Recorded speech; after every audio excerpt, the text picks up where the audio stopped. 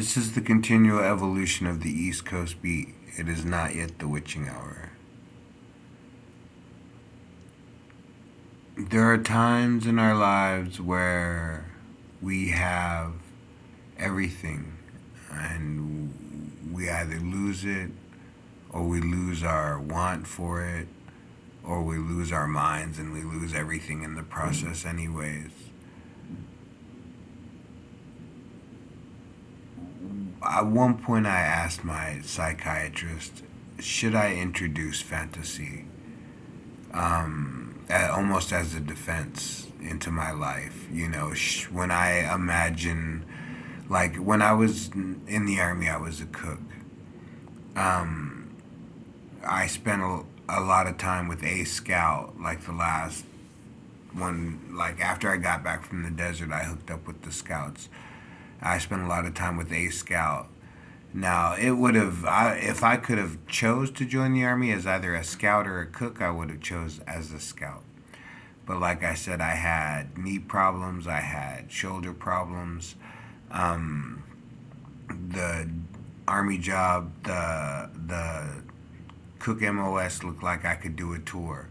And I wouldn't have been able to do 72-hour, recon missions and stuff with my knee and all that. So I did what I did, and like I said, just hanging out with the scout was cool for me. I mean, he was one of the coolest guys, anyways. One of the cooler guys I've met in my life, to be honest. And we were both 19 with hundreds of dollars in our pockets, and we were brown skin and black haired, and we spoke with accents, and we just had a good time.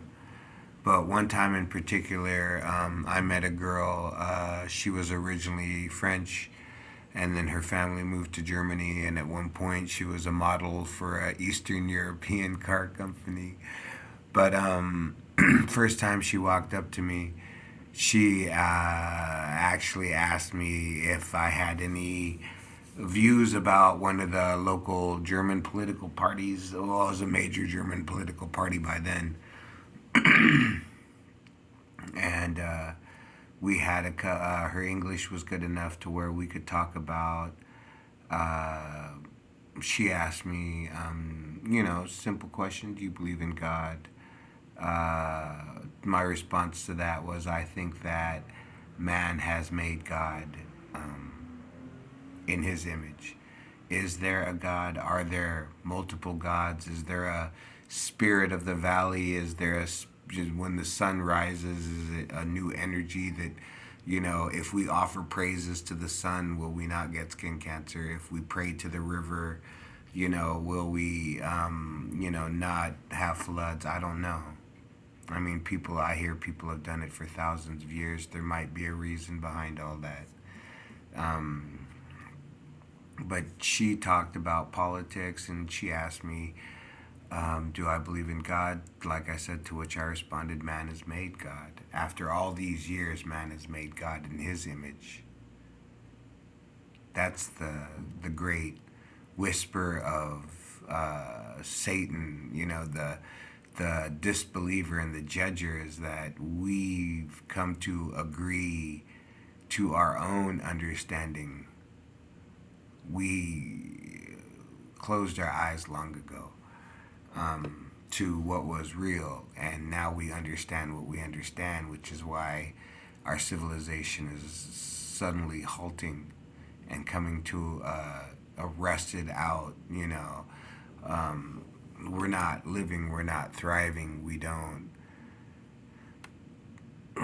The average conversation doesn't produce anything of particular benefit to either participant or anybody else that would be listening. I mean, I take a bus every day. I hear people on the phone. It's everyday conversation, but I mean, realistically, it's like, is that what our all day, everyday conversations are about? Who's out there trying to solve the riddle of cancer? Who's out there trying to bring about a monkeypox vaccine? What conversations are they having? I doubt it's the ones that I'm being surrounded by 24/7 for the last 30, 40 years of my life. You know what I'm saying?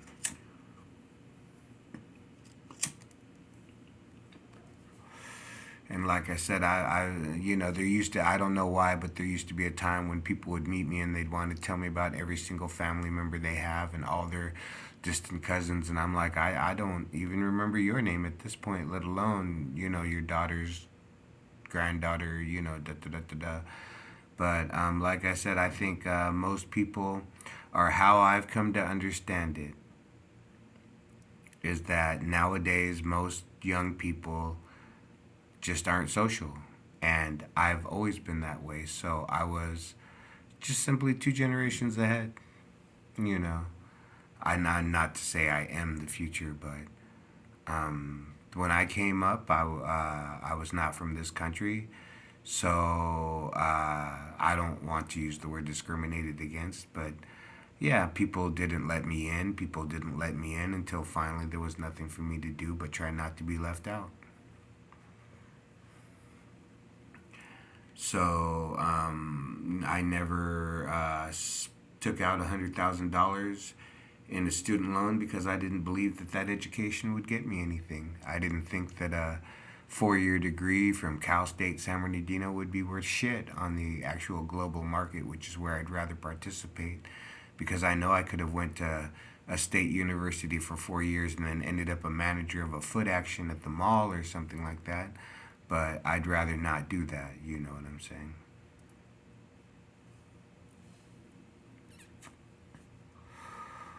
So one of the things that the girl that I'm talking about turned me on to, as the phrase was back in the day, was Herman Hesse, and she gave me the first night we met. We talked for hours. We actually stayed up until the sun rose. My partner was there. My scout was with me, and we stayed up until the sun rose, and then we got her on the first subway out of the city in the morning, back to her little, suburb. So, but she gave me a list of like 3 or 4 Herman Hesse books and a couple of albums, and she said, next time we meet, I want you to, have read some of this, have listened to some of this. So I had the money at the time, and so I bought, the music, and I went to the U.S. Army bookstore, not bookstore, but library, and they actually had about 6 Hesse books. So over the next course of a couple of weeks, rather than sleep, I would go back to my room. And like I said, there was a time when I would spend a lot of time just with my eyes closed and my head bowed, staring out the window, because they said, if you see battalion light on, that means we're going to be out and we're going to be sent out, for real. So I would watch battalion light and close my eyes and lift it up. And if battalion light wasn't on by a certain time, I would just go to sleep. I mean, nothing was happening that night. And as a soldier, when I first started out, I did a lot of writing. Every night I wrote at least, a couple of paragraphs, if not a couple pages. And I'd burn a candle and smoke cigarettes and stay up until midnight. And I had to be up at 4:45, or the latest. I was supposed to wake up at 4:15, but I had to be up at 4:15 in the morning, and I was up at 12:43 writing poetry about castles and not princesses, but castles and beautiful women, and sometimes using words like nymphs and dragons, and not too much about swords and fighting dragons, but just being in the land. You know what I'm saying? Um, just the idea that you could walk a cobblestone street that lovers have walked for 200 years, that that, I mean, German cities are so old that parts of them are hundreds of years old. So there's been generations of people that have been walking these streets, going to the market, just living life every day. And there I was, U.S. soldier in Germany, living life every day. And she turned me on to Herman Hesse, and I read Narcissus and Goldman, and I read Siddhartha, Under the Wheel, The Journey East, Damien, and The Glassbill Game. And it was kind of sad because the character wasn't new to me. That was a familiar thought. It was like when I was in high school and we read Ernest Hemingway's The Old Man and the Sea. I understood the feeling of the book as I read it. And that's how Hesse was I understood Hesse. I understood Steppenwolf. At 50, I don't feel the pull as much as his character did, but I understand the difference between there's human life and then there's animal life and then there's the theater of magic. It's like humans are humans, and as humans, hey, a lot of them act as animals, you know what I'm saying? And then when you choose that the lust for life is not going to lead you anywhere, then you want to find, as they say, higher things. Things that'll last longer, things that'll do more than just entertain you in this life. And that's how Hesse talks about the theater of life. That it's a game that should be explored and not taken to the extremes of man's flesh. You know what I'm saying? It's an intellectual process. A lot of Hermann Hesse's writings are about how a mind can influence another mind, and how like minds can set the world on fire. The things that people can entice each other to do.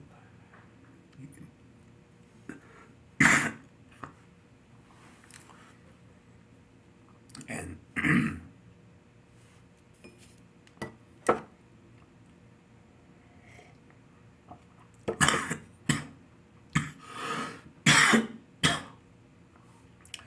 and as a 19-year-old soldier, to read Hesse, to read Siddhartha, to read Steppenwolf, and know that would probably be my character when I was older.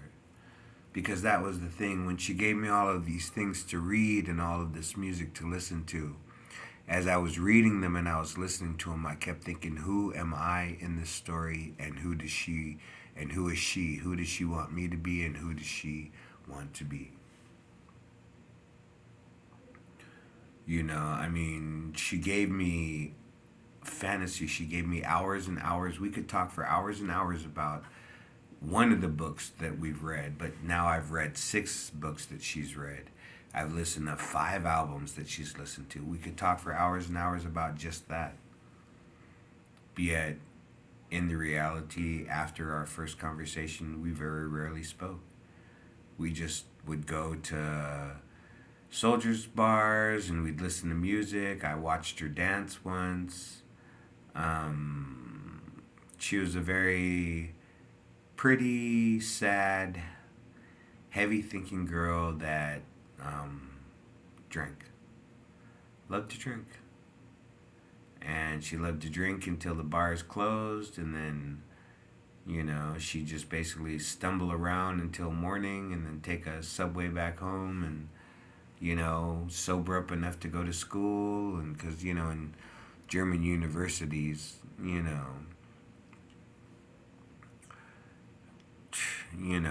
some German students, by the time they're 18, they're already dental assistants. Some are already medical students. Some are just, taking classes, and they're gonna get a job, but it's not really what they want. But in Germany, you don't always get what you want. You know what I'm saying? When you take a test, if you fail that test, something's no longer available to you. They let you know right then and then. It's not the American dream. You start doing bad in high school, you're not going to make it to the right university. You'll never go to medical school. You know that at 15. You don't have to wait until you're 22. So she was already, at the point in her life where she realized that, you know, youth might be her fortune, and that stumbling around the subway systems of Germany, drunk at 3 o'clock in the morning, that was her, surrounded by castles, surrounded by bridges, surrounded by rivers, surrounded by all this beauty. She just found herself drinking herself and drinking in the company of strange men. And for a while I was one of the men that adored her. I thought she was absolutely beautiful from the first time I noticed her to when she walked up and started talking to me. um, we never had sex. Never even thought about it. Like I said, uh, it was one of those times where I had heard, Europeans used to use the word lovers, like, oh, I've had several lovers in my life. I didn't know what that meant. After being with this girl, I know what a lover is. I know what it is to look at somebody and to see the clearness of an ivory moon, shine through their skin at night because it's cool, it's clean. Um, she's beautiful. The country's beautiful. I had money in my pocket. There was no stress. It was just one of those times in my life. And so, at my age, where I should be more upset that I can't connect with life, I don't really have that problem because I feel I did. I think that's one of the things that maybe upsets people, even, is the fact that uh, I have been halfway around the world half a dozen times. I've eaten Swiss chocolate in Switzerland. I've had, you know, strawberries, fresh off the market. I've, I'm not the most well traveled, or I haven't been to 36 countries and, spent nights in 5-star resorts the whole time. But, I've taken a train, I've spoke different languages, I've spent different money. And at my age, I've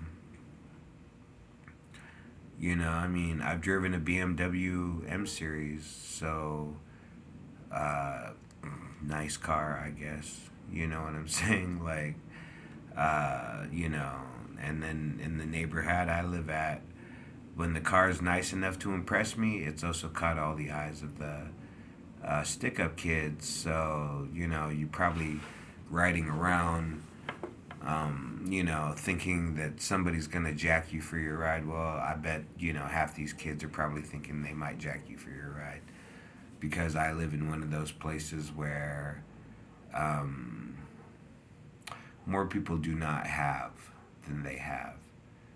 So whenever somebody that doesn't have finally gets, they like to show it off in a way that everybody that doesn't have sees. You know what I'm saying? Nobody's really quiet about having money around here. It's all flash and loud exhaust for your, Hellcat, Dodge and stuff like that. Like I said, so, but I've had cake. As one cook used to say, I've already eaten. So, uh, Herman Hess changed a lot of the way I was thinking because I realized that I could always eternally have been stuck in that old man attitude. But for a little bit, when I was in Germany as a 19-year-old soldier, I lived the life that was the theater of the dream. I drank, I danced, I, bought, you know, pretty little things for coins, you know what I'm saying? I bought jewelry on the bridge, handmade jewelry from the gypsies. I lived a life like that. So at my age, if the stock market collapses, if we enter World War III, hey, what can I say? Every day I'm only getting older. I don't want to be like this, but like I said today, I don't think I'm ever going to have a second career. So I'm just looking at more of the same. So, never want to turn down a little anarchy and chaos, but whatever happens, happens. The East Coast beat. My heart beats from so far away that I can't feel it where I am now. You know what I'm saying? So I live this life and I wait, and sometimes I wonder, will it end here? Will my life end on the West Coast in government housing? Wearing thrift store T-shirts and $12 jeans. I don't know, honestly. I mean, sometimes when I see how some people around me are living, I think I'm actually doing. I'm not dumb. I'm not stupid, and I didn't let my emotions take control of me. And I'm still wearing a $4 shirt and a $12 pair of jeans. So maybe that's how hard it is for some people. Some people have it easy. I imagine, I hear, I think, like I said, I hear stories of the Illuminati and stuff like that. I can imagine that there's groups of Americans that live a completely different lifestyle than any life I've ever known. And that their average day is more, abundant than any day I've ever had. I can completely imagine that. Am I a conspiracy therapist? Am I a conspiracy theorist? Maybe, but I could honestly see that there's people that go to school that don't have to work at some shitty restaurant job at night so they can go to community college during the day because they can't afford the state university pay. You know what I'm saying? Tuition. So it's like, hey, how did they do it? I don't know. Must be magic. Must be something, right? Like I said, it's not yet the witching hour. And one of these days, the veil is going to open. And I think I might laugh or cry. Either way, I'm going to know that the whole time there was more to this world than what I could see. And that some of those whispers in the wind were for me. The continual evolution of the East Coast beat.